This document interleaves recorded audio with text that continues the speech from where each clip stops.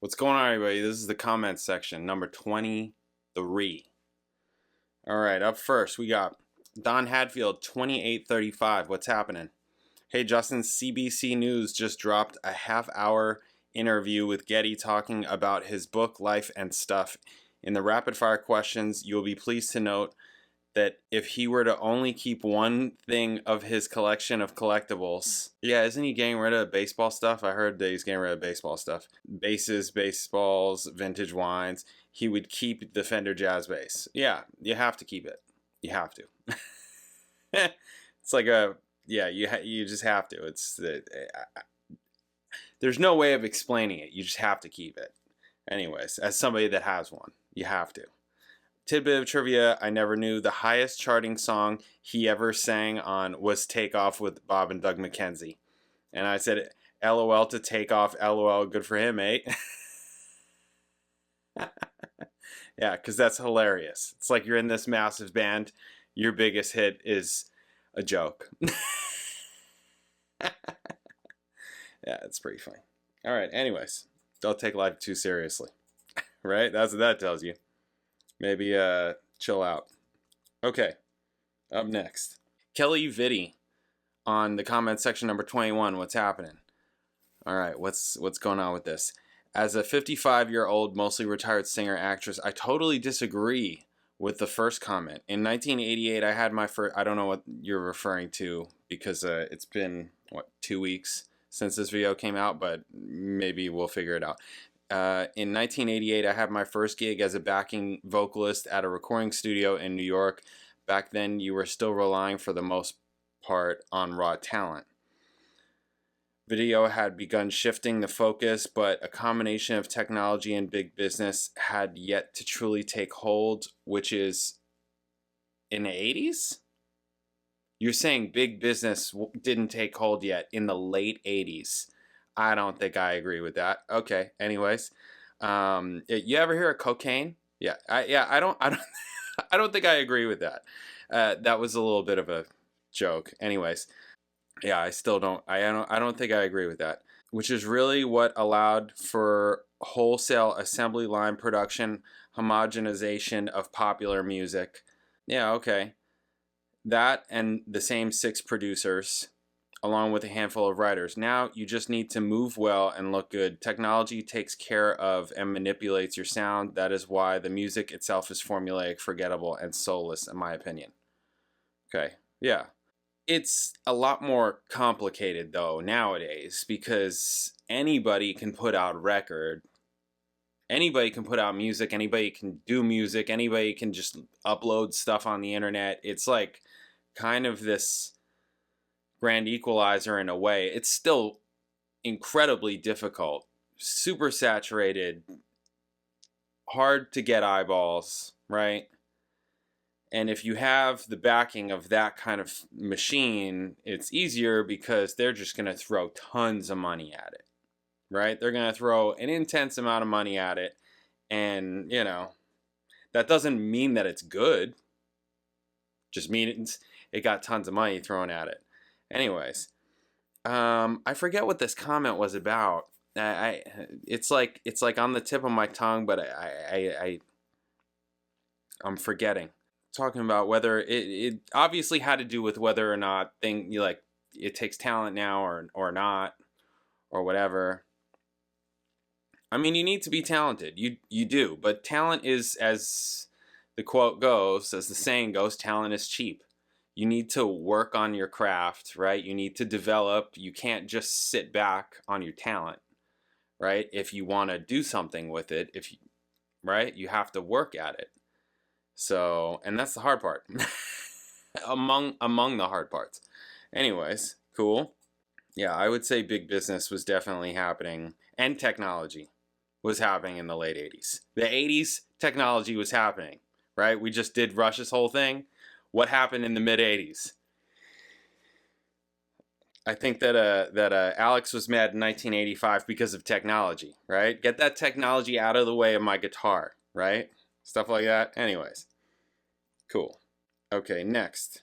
It's me, Drooms 6071. What's happening? This is on a community post that I made. Getting a lot of emails lately about new Getty interviews and all, yeah, all this stuff. Getty's on the trail. He's got a show. He's doing tours. He's you know, he needs to be in the limelight. Obviously, he like craves that. I mean, to me, it's pretty obvious. Anyways, he says, I took them at their word that they wouldn't go rebrand Rush without Neil, but I guess Paul McCartney convinced them otherwise. I didn't see him hire new guys and go out as the Beatles, and I can't see them as diehard Rush fan. I think it's probably more about the cash offers they've been fielding, and Rush is a potentially lucrative brand, but who actually knows? Nothing against Lee and Lifeson playing together with drummer X in a new project with new music and a new name, but I'll never be behind a Rush rebrand. I mean, Getty's voice was not great their last time out, and Alex is dealing with arthritis. How much more life do they think they can get out of it at this point? Yeah, I totally agree. Totally agree with all of that. Really. Totally agree with all that. I think it would be wrong. That's my opinion. I think they shouldn't do it. I think it's over. It was amazing. You're not going to recreate. You're not going to, don't mess with it. Don't mess with it. Because honestly, I feel like the only thing that could happen with it, if you mess with it, is it's just going to make it worse. You know? That's what I think. I don't think that you could make it any more fantastic than it already was. Just leave it at was. Right? Unfortunately, that's just how life goes, right?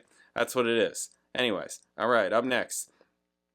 Stuart Hartley, 7428. What's happening? Queen in the Lap of the Gods revisited.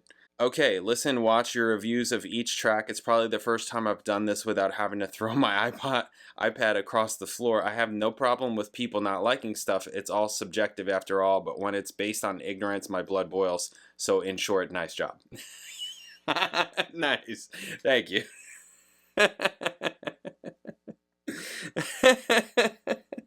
Wasn't sure where that was going for a second, but it ended well. All right, cool, awesome.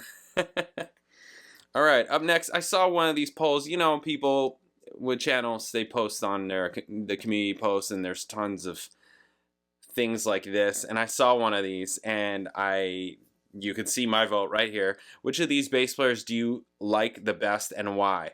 Duff McKagan, Guns N' Roses, Rudy Sarzo, Quiet Riot, Ozzy, Whitesnake, right? Michael Anthony, Van Halen, Billy Sheehan, David Lee Roth, Steve Vai, Mr. Big, right? 3,400 votes at the time that I cast my vote, which was for the obvious pick, to me at least. The obvious pick, Billy Sheehan.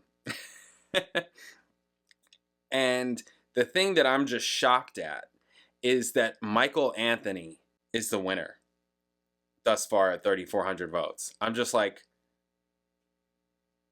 which of these bass players do you like the best?